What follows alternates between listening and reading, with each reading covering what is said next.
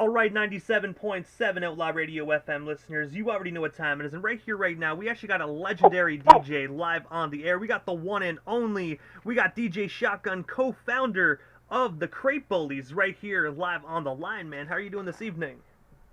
I'm doing well, my friend. How are you doing, man? Oh, man, doing best I can possibly be down here in Canada, man. I hope everything is all well on your end, man. It feels good to actually get back outside and enjoy life, man, after these past couple of years we had. It's definitely been a kick in the gonads for all of us. Yeah, for sure, man. Florida, and especially Florida. Everyone outside, they couldn't wait to get out in this hot-ass Florida heat, so they're outside for sure. You know what I mean? Oh, man, I couldn't imagine being stuck inside for 2 years straight in Florida, man, because Florida gets some hot-ass weather, man, so you guys must have been really sticking to your couch. Yeah. I mean, you got to pay that high AC bill, but, I mean, even outside of that, it worked out productively for quite a few people, you know what I mean? Ones that I can speak upon, at least, you know what I mean? But yeah, it was something, man. I think the whole world took got an effect on that, and actually found out what the world will feel like when it's really stabilized. You know what I mean? It puts you to the test, type shit. You know. But Shotgun, I know you're a busy guy, man, so I'm going to dive right into this, but I want to take you back to the very beginning of your amazing career this far, and I have to ask, man, what originally made you decide to pursue a career within the music industry, man, because your career is so extensive? I guess it's kind of what you would call nature's course, you know what I mean? Even with my extensive DJ battle career, it's pretty reputable, known in the turntablist world. If the world's not aware, I've done quite a few things, from DJ with the Goody Mob to make it to the DMC US finals, to being co-founders of the 12 Tech Mob and the Crate Bullies. Just, there's a lot to it. And no matter what, with anybody I was involved with, there was something musical, to always get into. And, like I said, through nature's course, you'd eventually want to start you'll get inquisitive about the gear surrounding you. Then you'll figure out making music, like doing production, is no different from actually making a DJ battle routine. It's the same type of concept, so to say, with like composition and just trying, all out musicality, So I guess is what you call nature's course. Plus, I've always been making beats and writing rhymes and everything else on the low, just anything to do with the elements of the the MC, production, DJ culture. You know what I mean? Just been part of that, like, throughout my whole life. I guess the past few years, especially through the COVID session, really made me want to emphasize it and put it out there, and just do my contribution to good old fashioned hip hop, my man. You know what I mean? And also as well, man, in the mid-1990s, you actually became a member of the DJ crew called Third World Citizens. I was wondering if you can actually tell our listeners a bit more about behind the history of this group, and of course, how did you guys actually get connected? That's cool that you asked about. Yes, I am. I forgot. I was part of the... My bad, Faust. My bad, Shorty. So, I moved to Atlanta the whole Freaknik era. I moved down there with one of the members of 12 Tech Mob, DJ Lynn Swan. Everybody knows my brother. We decided to extend ourselves from the DJ career we had from Detroit and bring it elsewhere. And when they put me on to Atlanta, I saw the potential of growth it had there, especially with the DJ culture, because they've had legendary DJs down there, from DJ Toom, King Edward J, DJ Jelly. There's plenty of remarkable DJs down there that build a good part of Atlanta's history, and the battling scene was a little bit it wasn't so popular yet. So, you know, me coming from the scene I came from Detroit, and also already competing in the DMC in the early 90s, from 89 to 90, I've had experience with battling, so I brought that culture to the forefront up there. And so, you know, let's just say I got a reputation and known to being a very competitive, great DJ in Atlanta, which was a blessing. And then throughout that course, we would hang at this spot. It was kind of our underground hip-hop club back in the days on Spring Street in Atlanta, called Out of Control, or we used to call it 618, either or.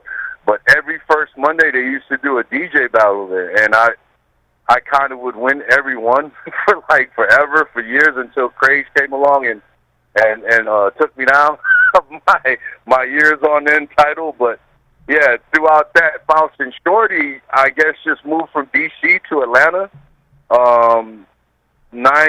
End of 95 and the 96 time, you know, around 96, and Faust stepped to me. He was a cool ass dude, and I was like, you know, he invited me to his house, and I was like, this cool stoner looking ass white boy with dreads, you know, he must be funky, because he had so much soul to him.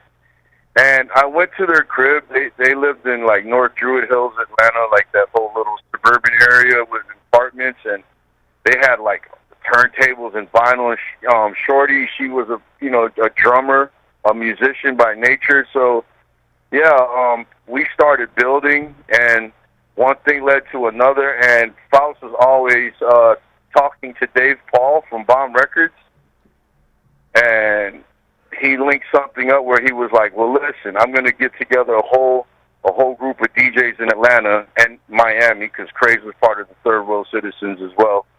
And we're going to put together a turntablist DJ compilation. And yeah, one thing led to another. And funny thing about that is, Can I be quite candid here? Can I tell the truth and shit? Oh man, we are completely uncensored, man. So definitely have at it. Okay, well, fuck yeah. Well, here's the raw shit. I actually, you remember I don't know if you remember that time Mike Tyson fought Evander Holyfield. Bit his ear off, hell yeah, man. Most badass shit ever in boxing. Yeah, Tyson bit his ear off. So my girlfriend at the time, she was having a fight party, and put a long story short, I had a DJ battle to enter after that party. So I used to usually do this little DJ battle trick where I would use Big Daddy Kane's You Think I'm Losing, Picture That. So as we were shopping for food at that Kroger's over there in Lithia Springs, Georgia, I accidentally put the camera in my pocket, but I was, my intention was to pay for it, but I was high as shit, so when I got to the line, I completely forgot. So I ended up getting arrested that day, and this is what it's leading up to. So I got arrested, bailed out. I had to do community service. And mind you, I already met Faust and Shorty then, and, they were always talking about doing the talks about making the Man or Myth album. And I was like, cool, I'm down. Just hit me up whenever you're ready. And so I haven't heard from him for a while. So I was like, shit. I got bailed out the same night. My homies from Detroit bailed me out. Made it over there to Flat Shoals Parkway to this gate to this club that used to be called The Gate. It was like a hood club, and Old English threw a DJ battle. I got in it and won the $1,000 prize, which was cool because I was like, I'm going to need that to pay for a lawyer. So, yeah. I got done with that battle, then went to court about it. Then that very day when I went to court, it was when Faust called me and said, hey, you ready to start coming to my house and recording the project? And can you get Craze? Because Craze was my homie back then, you know what I'm saying?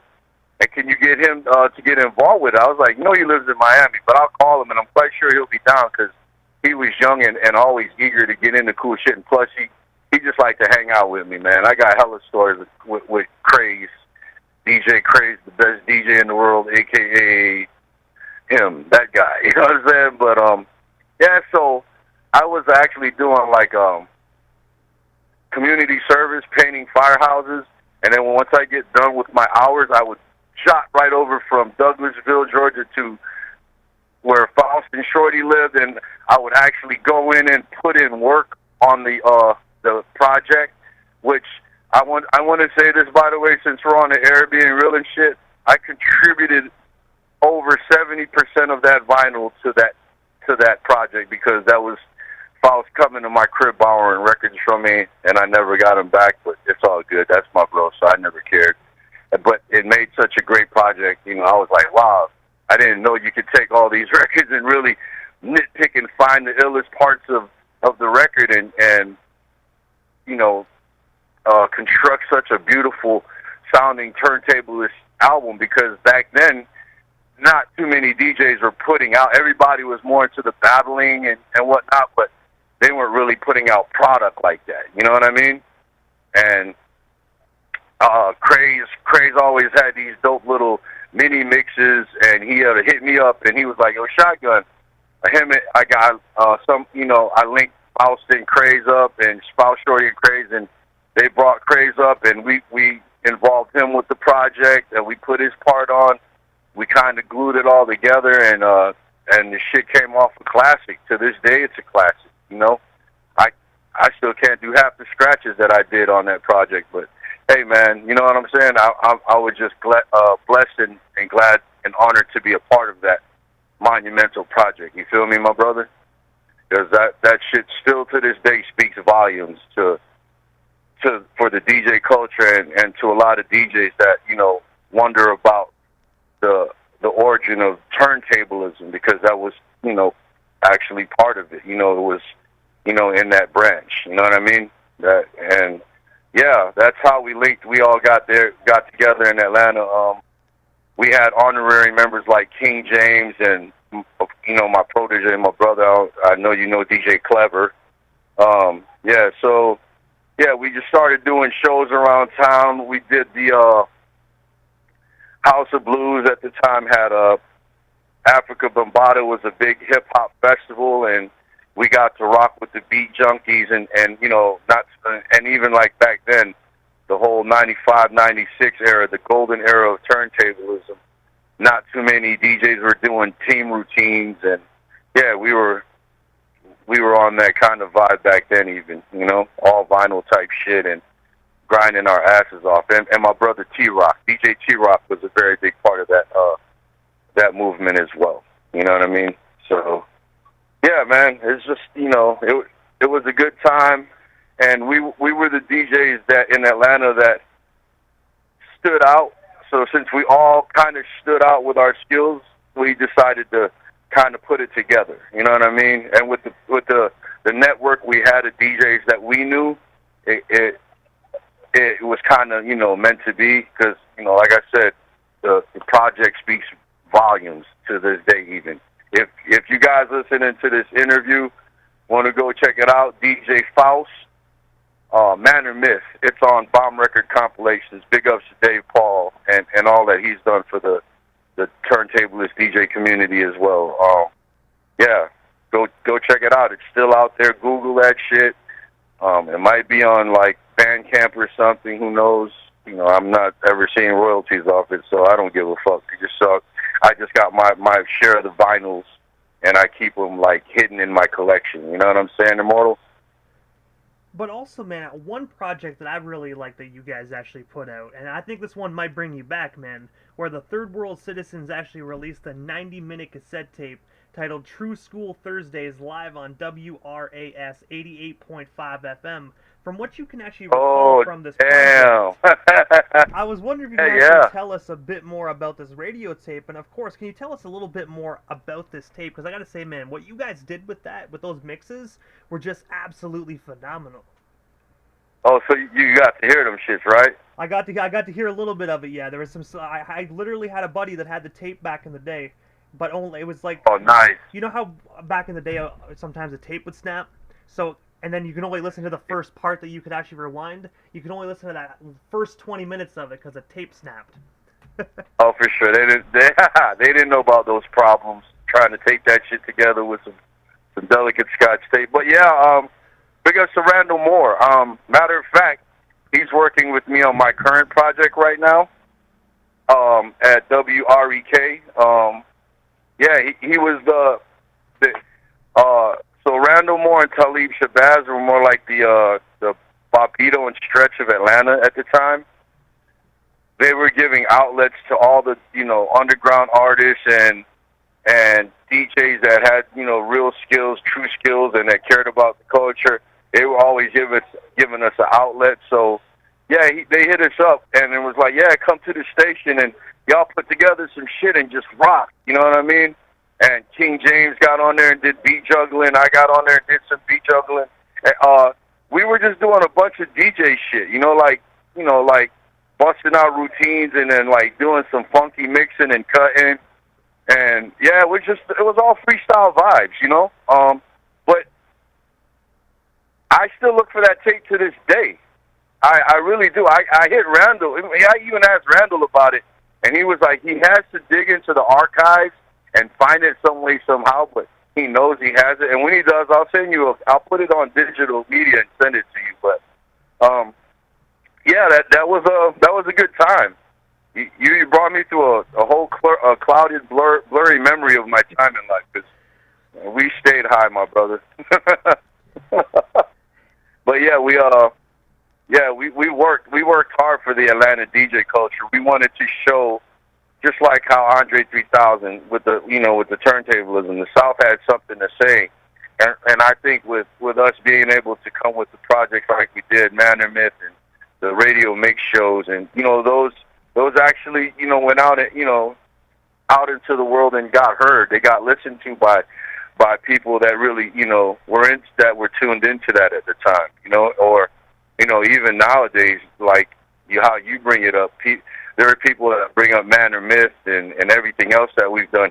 Like, I would get hit up by some random person on Facebook like, yo, I remember you guys were at the House of Blues, and I remember y'all did this show with Shortcut in Athens, and I was like, damn, I really forgot, because like I said, I was always on the go, because at the time I was already on the road at DJing Goody Mob,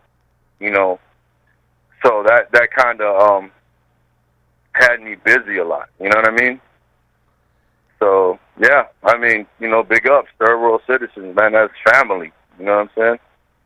And I do know third world citizens reunion. And I do know as well, man, that you briefly spoke about how yourself and DJ Cleaver got connected.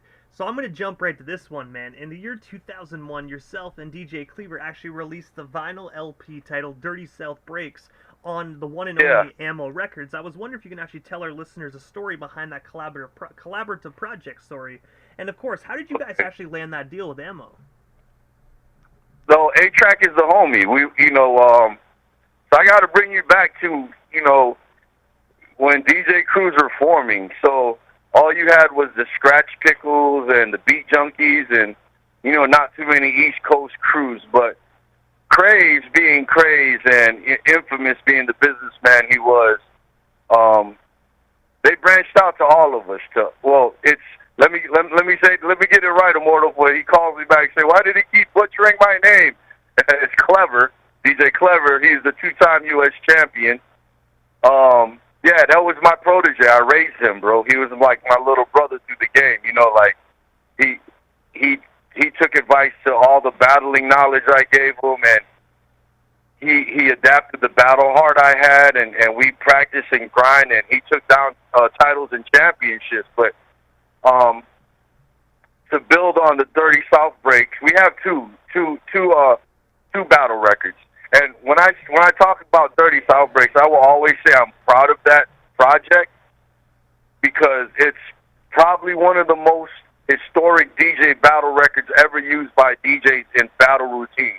There is not, in the whole era from year 2000 on up, for at least 8 to 9 years, and to this day, people still use the Dirty South Breaks routines, fragments, and put them in the routines, which I'm just glad that we got to contribute to the DJ culture and the turntablism game that way.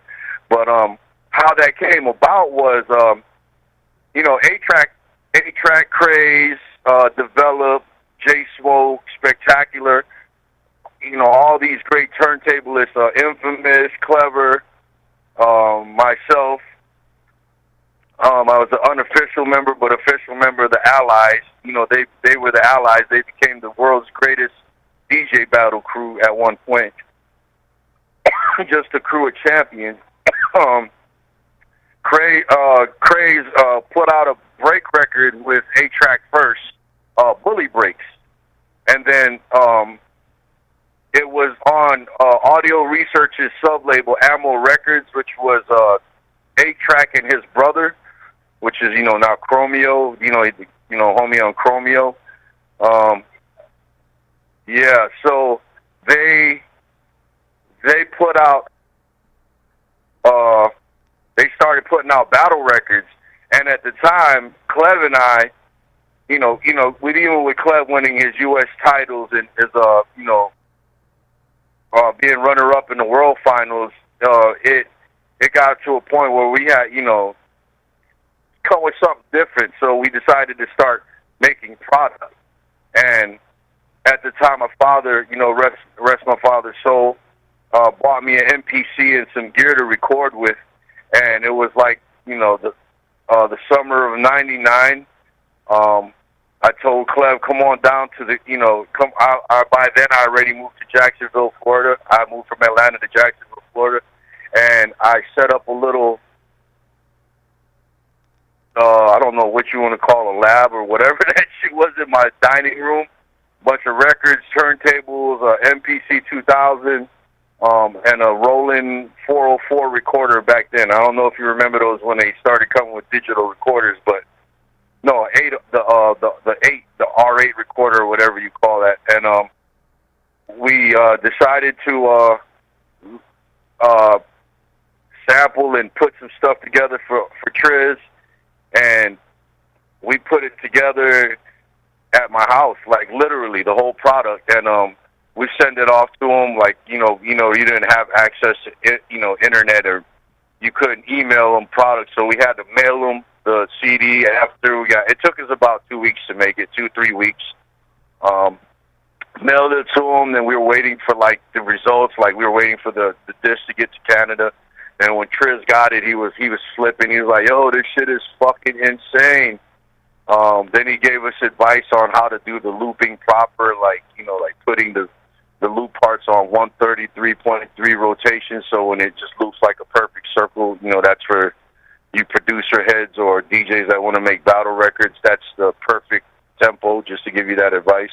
But yeah, he told us how to do that, and we made Dirty South breaks, and he used it in the very first finals he got in, and he won the U.S. title with it.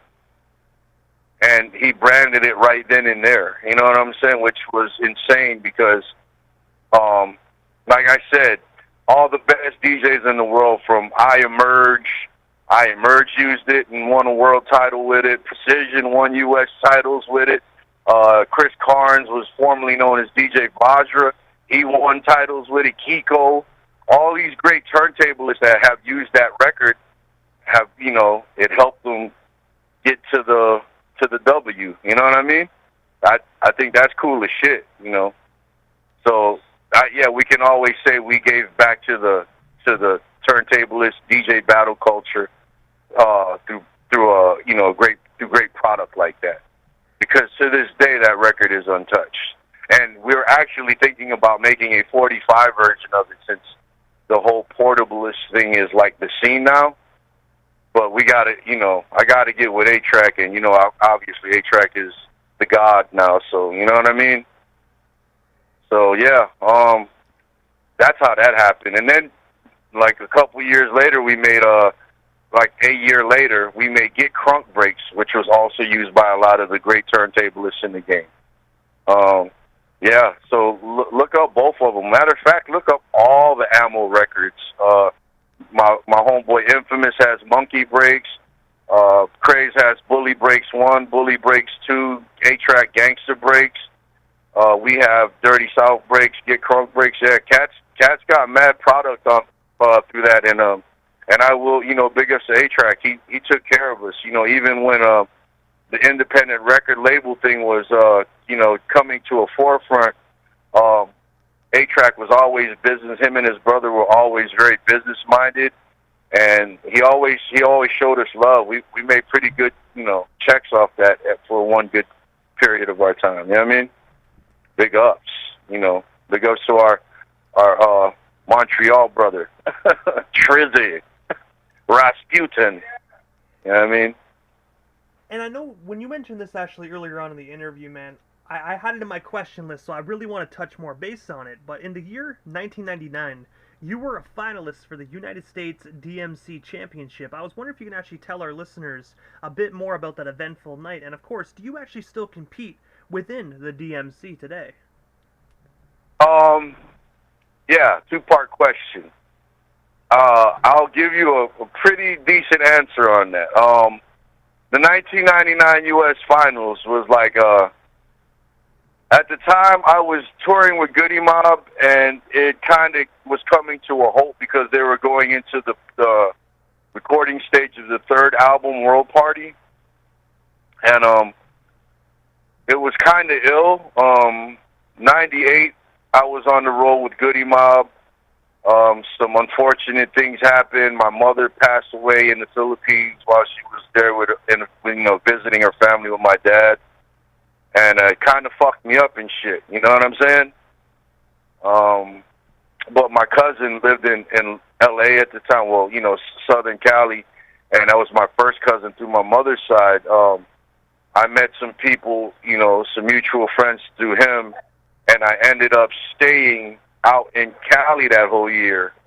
And around that time, I was more considered an East Coast DJ. I was up more on the DJ, like body tricks and doing other type shit other than just scratching and beat juggling. I was a little more advanced or creative at the time, and I would get into these battles in L.A. and ended up battling the guy who would become the U.S. champion that year. It was my brother Pete Tricks. But yeah, it was that year was challenging to me because I was grieving over my mother, and it put me in a zone where I was fortunate enough to have, I stayed at this, who she was my ex-girlfriend. She's my ex-girlfriend now, but I had a girlfriend that lived out there, and she put me up in the house, and I would hook up my turntables, and I would have cool-ass turntablists like Peep Show and just anybody you can name come to the crib and practice with me because they knew I was staying out there for a while. They actually thought I lived in L.A., but I guess I was just on some nomad shit because I was really still living in Atlanta, but I found my way closer to my mom and God and, the grieving by just sticking to the turntables and grinding my ass off. And I eventually grinded enough to where I had made some routines to where I was able to piece it together and compete. And mind you, when I say the 99 U.S. Finals, I think that was the epitome of all all DJ battles for the DMC, for the U.S. Branch at least, because that was the most competitive DJ finals to me in U.S. history. Because if you look at who competed in that DMC, it was amazing. I mean, from Spectacular to Develop to Infamous to Slice to Rolly Roll to P-Trix to Nando to, I mean, the list goes on, so when I did my set, I went on last, and P-Trix by then drained the West Coast energy out of the crowd, and we were in San Francisco. And there's a whole backstory to what happened with my routine. If you watch it, there's parts that skip only because I had to re-buy those records 2 days prior to the battle, and I couldn't break them in just like I did, with the records that were ready for the battle. And so, yeah, that was some shit. But like I said, man, I was just glad to have made it that far. And I remember Rhythmatic said I really scored pretty high, like almost close to third place, but those mistakes cost me. And back then you had judges that really cared. You had DJ Jazzy Jeff judging, Grandmaster Kaz, Rhythmatic was a judge. You had a very prestige line of judges at that competition that, you know, back then it wasn't favoritism. It was like, fuck it. You know, you won just by, you know, your skills, you know what I mean? And it wasn't like East Coast favored, West Coast favored, because, you know, honestly, the DMC can get very political nowadays, you know what I'm saying? So, yeah, to be in that battle, like I said, it was a lot of blood, sweat, and tears, literally a lot of tears, because I was crying over my mom a lot. But, yeah, like I said, to even have made it that far, I competed in 2 regionals to get there. I competed with DJ Ruckus, big ups to the 1200 Assassins. Ruckus and I and DJ Lord, we all competed in Memphis, Tennessee. I placed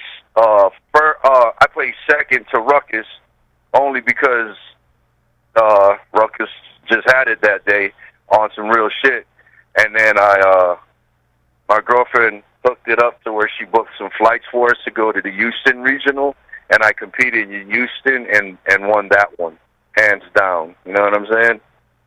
So that bought me my ticket to the U.S. finals. So yeah, it was a pretty exciting time of my life, man, because I was really embedded into practicing and all that. And yes, as far as competing, I have thought about it, and yes, I still practice every day. That hasn't changed. I still come up with a lot of creative stuff, even with the new technology facets, with all the gear and cool equipment now.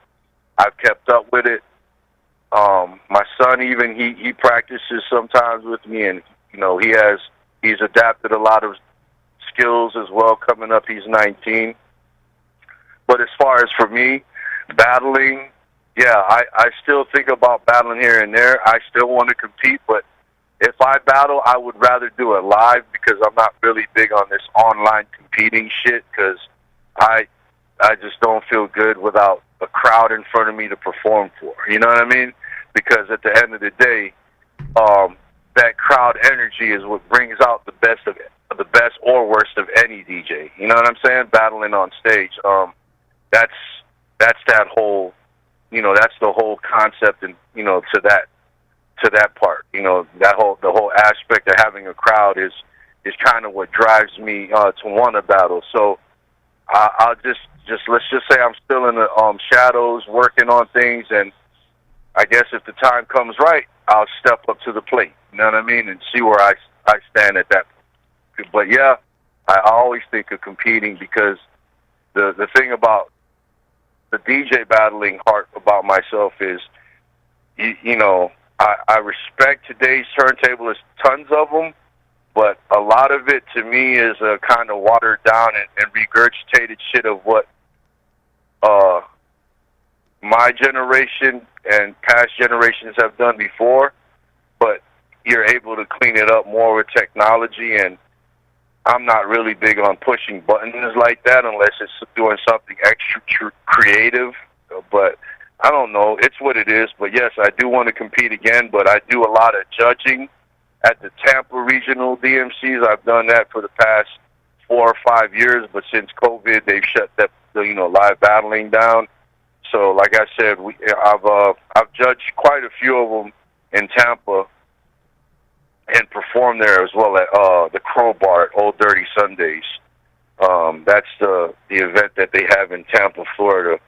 It's every Sunday. They have like some great monumental DJ, and you know, I've played there with Clever just recently. So, yeah, you guys should check that out if you're ever in Florida. Go to Tampa and go to Old Dirty Sundays. But yeah, when they were having the DMC live battles, they would have it there at and I actually threw a DMC in Jacksonville, Florida in 2004. It was a very successful event. So yeah, I still want to battle. I still keep my ear to the street, and I keep watching what the younger generation do. Big ups to all the younger turntablists. Now they're killing the fucking game. I'm loving that shit, man. You know what I mean? And also as well, man, March 4th of 2022, the Grizzly Vets actually released the 13-track album titled The Dirty Suitcase. I was wondering if you can actually tell us a bit more about this project, and of course, where can we actually buy or stream ourselves a copy of it today?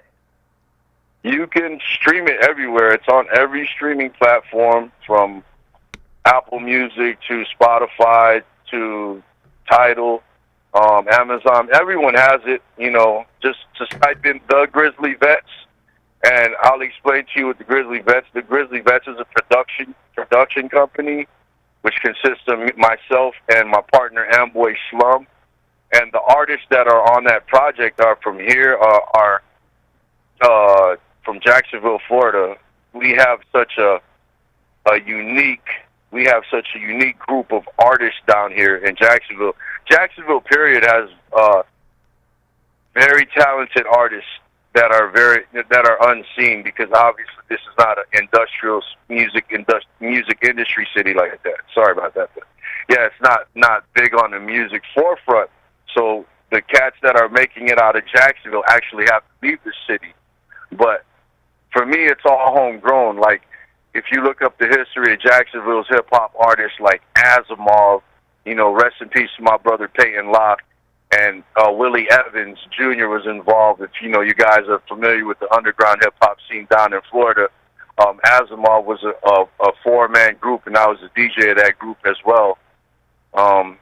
They started making a move until the estate of Isaac Asimov put them on pause, and you had cats like Peyton Locke, who was part of the Full Plate fam. They did their he did their thing, they did their thing, and then unfortunate incidents happened, and my brother passed away. But we keep the tradition alive, and guys like him always kept me moving, and kept me inspired to always want to do production and keep up the hip hop part of myself. So I got with a bunch of dope artists, like a group called Higher Learning. Those are like my brothers right there. Met a great artist like Arson Fist.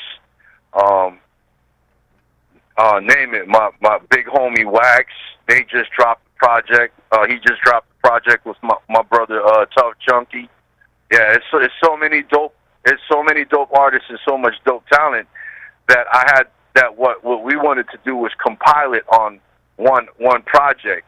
And a lot of those songs on The Dirty Suitcase are really like 5-6 years old.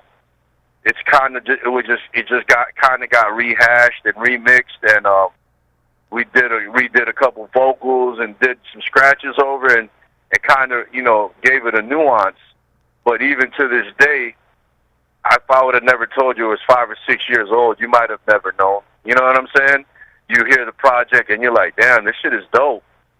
But the story to that is, we did a lot of recording at one point, and the Grizzly Vets, we put out a EP called The Summer Ain't Over in 2017. That's also where wherever you can stream the Grizzly Vets music at, it's everywhere. That's where it all sprouted from, and a lot of the material on The Dirty Suitcase, the concept of that is, we just took a bunch of shit and threw it in a suitcase. Like, it's just like the Pulp Fiction theory. You'll always, like if you see the short movie that we're coming up for the project, you're going to see people carrying a suitcase, but not ever seeing what's inside of it. But it's just Dirty Suitcase, just a whole bunch of compiled ill shit, like all kinds of dope ass hip hop, just thrown in a suitcase and carried throughout the course of history. But and that's how that project came about. We formed with all the artists here. Cat Maul Jones, he does big things for the hip hop culture in Jacksonville here. All of these cats, all these dope ass MCs, and myself, and I go by Blatant on that project, but everyone knows me as DJ Shotgun as well. Like I said, I did I did the production on there with my brother Amboy. He has some tracks on there as well, and my man Offbeat Ninja, he has a track on there as well as this kid Gingy. We try to show some producers some love by actually making their track a production, you know, because anyone can make a track, but if you don't have the right artist or the right concept to that song, it's just a track.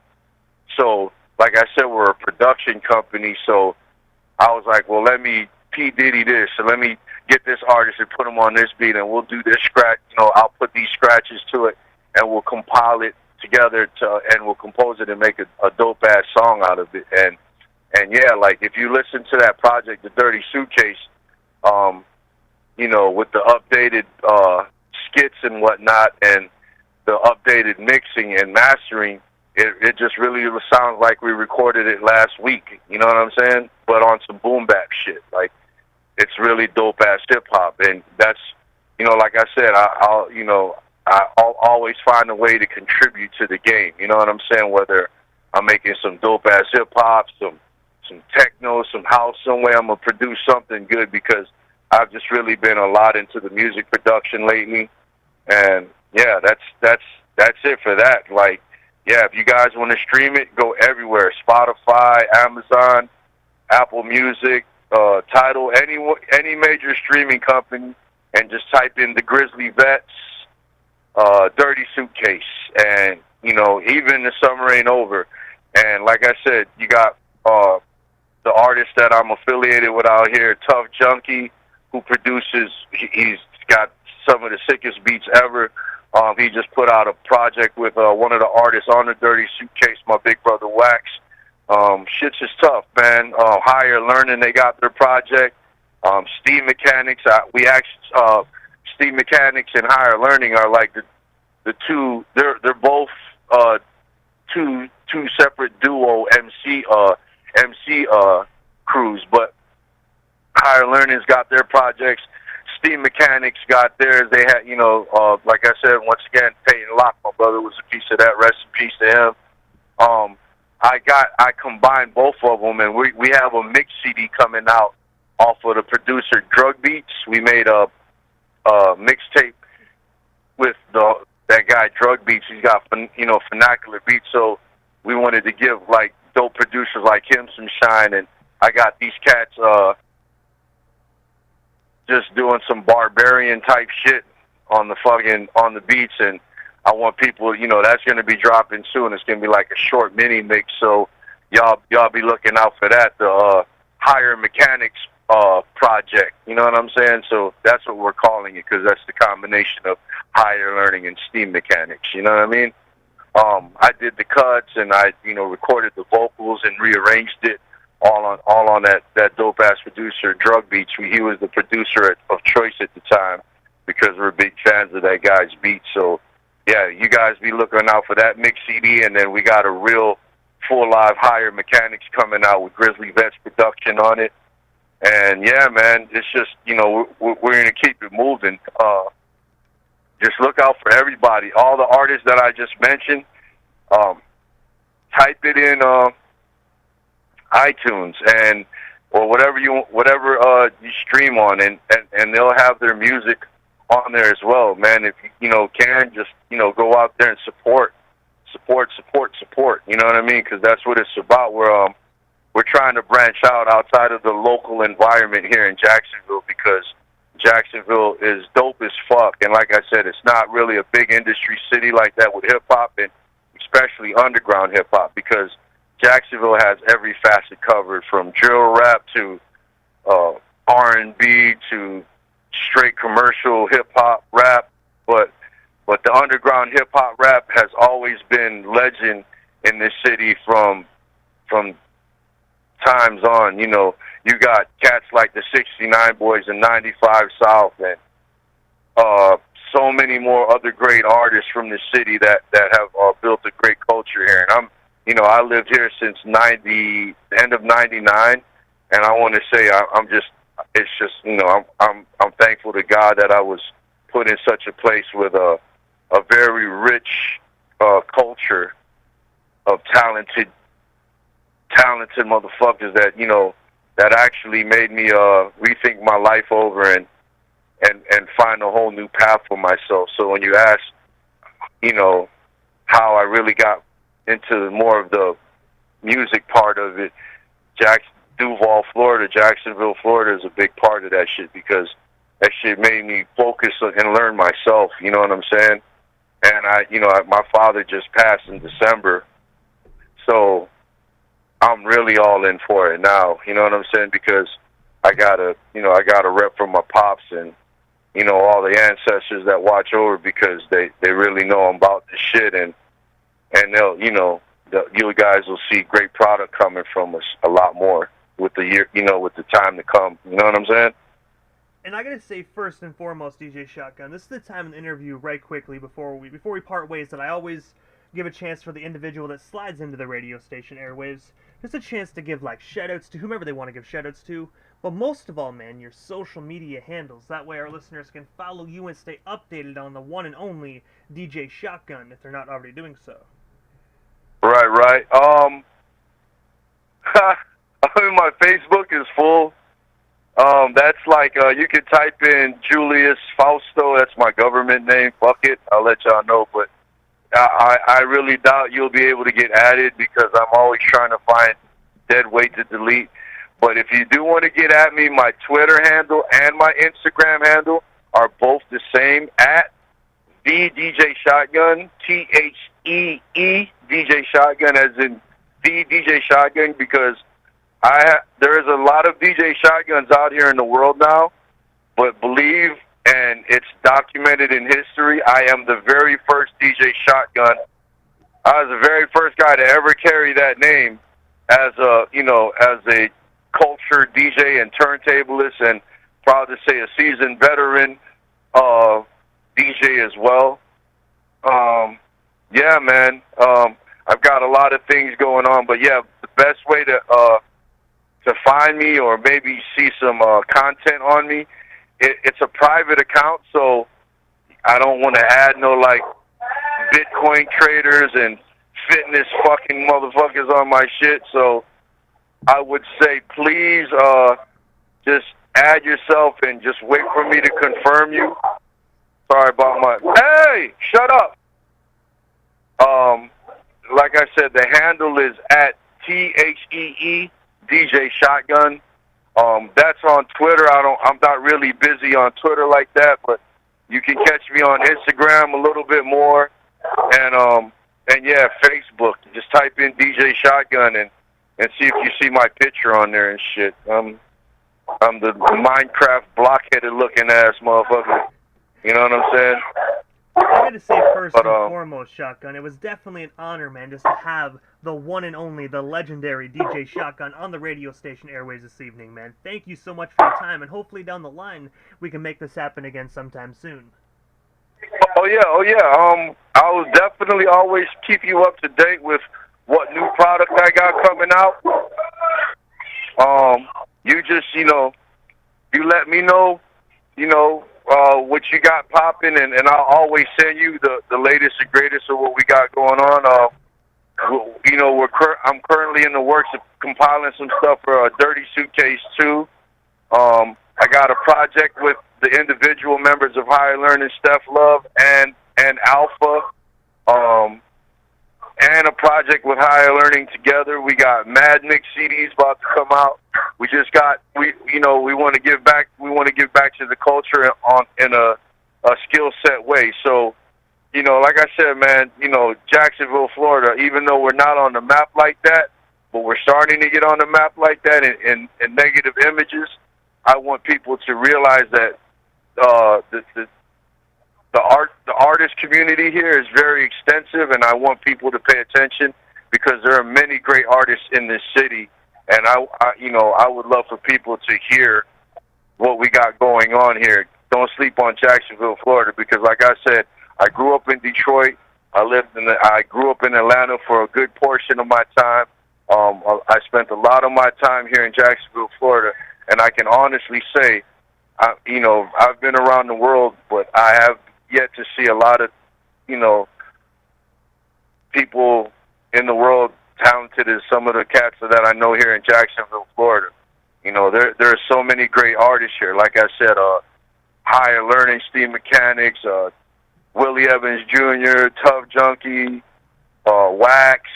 The list goes on. I mean, I can go on naming all the fam, but I would rather you guys, use internet for what it's good for, finding people, and Google Jacksonville hip hop artists. And mind you, we got the ignorant shit popping too with the drill rap. But hey, man, that's it's part of the culture as well. But I'm not big on really highlighting it because that's not the type of vibe I fuck with. But at the same time, it is part of my city and its culture. So yeah, man, just whatever floats your boat. Just know that Jacksonville has it all. Very talented people here. It's just an honor to build with a lot of these cool ass motherfuckers and actually come with the product I have. And yeah, man, I just hope you guys really pay attention. But once again, if you want to add me on Instagram, it's at THEE DJ Shotgun. And once I know that you're official, I will confirm you and I will follow you back. I'm not the type to not follow back people.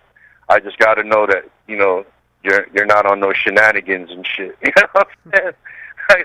You're not no Illuminati motherfucker trying to induct me and shit. or trying to sell me some Bitcoins and shit. I'm not with none of that. So, yeah, I'd rather keep it private because that way I can filter the bullshit out. So if you do add me, just be patient and I'll let you enter my little baby digital social media world. You can enter my corner of the universe that way. You know what I'm saying? And see what I'm up to. But I'm always posting up like content and new beats that I'm working on or doing some dope ass scratching. Like I said, you'll see me bust out a routine here and there. Whatever I'm working on at the time is something I'll express, and I get to express that content through social media like that. You know what I mean? But yeah, man, that's how you can get up with your boy, and then obviously scream the Grizzly Vets everywhere you can, and all the other great artists that I mentioned. So many, I don't know where to start. You know what I'm saying? So yeah, if you can, just hopefully you can find like artists, and a like artist and see and find their shits and listen to it as well. Because trust me, you won't waste your time. There's some very talented people in my city, and like I said, blessings and God to all of us here, because and to you guys as well up there in Canada, man. I fucking love Canada. Hey, man. I almost moved there one time in my life when I used to live in Detroit. Yeah, Detroit isn't too far away, man. Just right across the border from Windsor. Ontario, right? Yeah. Yeah, then I found out the bitch was cheating on me, so I said, fuck it. Yeah, that's a whole different part of my life. I was a young idiot, but yeah, man. I'm just glad that you guys are okay, and glad, big ups to Outlaw Radio Live. You guys are the shit. You put on for the culture. I've always followed you guys amongst a bunch of other dope radio stations. So when you hit me up, I was very honored and thankful. You know what I mean? So thank you, my friend. I appreciate that as well, man. But yeah, it's definitely an honor to have you on 97.7 Outlaw Radio FM, man. I got to get that domain changed, man. I've had it for about like 3 years, man. So it doesn't match up with the radio station, unfortunately. But domain names are so hard to change nowadays. So I just kind of leave it the way it is, because then it frigs up the whole Google algorithm. Hey, yeah. Well, hey, man. Everything has its moments. So like prayers to you, my brothers, to you and your staff out there, how y'all put it out.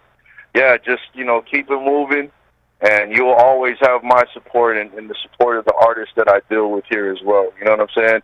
And big ups to my crew, my DJ crew, 12 Tech Mob in Detroit. DJ Dez, you all know the legendary DJ Dez. He was Slum Village's DJ. Lynn Swan, he did the cuts on Eminem's first album, amongst many artists. My Cat Daddy Riff, DJ Los, who currently DJs for Royce the 5'9" sometimes, and a lot of other Detroit hip hop artists. Don Q, and yeah, man, big ups to my fam in Detroit. I just wanted to shout them out for sure before I get off. And Crate Bullies, Crate Bullies are kind of non-existent no more. It's just me and Clever, and it was my cat Jay Smoke. He was part of the Allies as well. That's my homeboy from New York. He's still active with the turntablism, And yeah, big ups to all those fools, the allies, you know, my brother Infamous in Miami and all them. Craze, obviously, A-Track, you know, he's a superstar now. But, you know, they keep it a buck, man. So if I ever see them out in public, we'll still talk and chop it up like it was just yesterday. You know what I'm saying? So yeah, I'm just, like I said, man, I'm blessed and honored to have lived the life I live and the life I'm still living now. I'm just thankful, even at the age I'm 49. I'm going to be 50 at the end of this year. So, like I said, man, age doesn't measure determination. I just keep it moving. You know what I'm saying? And I keep giving back how I can, because that's how God gives me that energy. You know what I mean? And I got to say, first and foremost, Shotgun, thank you so much, man, for just giving us a bit of your time here this evening and just taking over the 97.7 FM dial, man. Hopefully down the line we can make this happen again sometime soon. But for now, definitely have yourself a good Sunday night and, of course, a great rest of the week as well. You too, my brother. Thank you for having me. And like I said, I'll keep up with you, and I'll always send you links to new shit, and you'll always get previews and stuff like that. You know what I'm saying? But if you can, stream that Dirty Suitcase, man. You guys won't be upset. You won't. You'll be proud. You'll be proud that cats out here still care about hip hop like we do. You know what I'm saying? So yeah, man, get with it. You know what I'm saying? Hey, man, you already know, man. We definitely will down here in Canada, man. If you send it, we down here in Canada are definitely going to spin it, man. Thank you so much again, Shotgun. Yeah, man. If you ever get a show for us up there, let us know. We'll come up there and rock it for you. But got to make sure everybody got their passport situation straight. I mean, because you can't have nobody stuck. But yeah, man, whatever we can do to help you, my brother, always feel free to reach out. You got family here in Duval, Florida, man. Hey, man, same goes for you guys down here in Canada as well. Thank you, my brother. Thank you so much, man. It was an honor being part of your show, man. And you stay up, man, and God bless y'all on your journeys. You know what I mean? God bless you as well, man. Thank you so much again. Thank you, my friend. Be safe, yo.